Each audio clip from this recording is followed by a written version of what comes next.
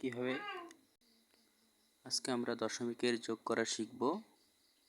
কিভাবে সহজ নিয়মে যোগ করা যায় তা আপনারা শিখতে পারবেন এই ভিডিওর মাধ্যমে ইনশাল্লাহ। প্রথমে এখানে আমরা দশমিক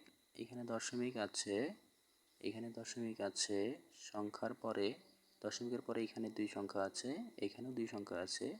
সুতরাং আমাদের এখানে এতটা টেনশন করার কিছু নাই, এখানে সহজ নিয়মে আমরা করতে পারবো। এখানে আছে 0, এটা হচ্ছে 9।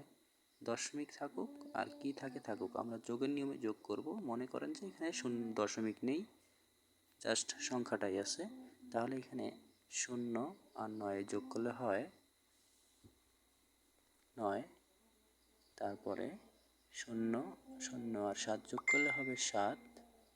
তারপরে 3 আর 3 যোগ করলে হয় 6, 4 আর 1 হয় 5।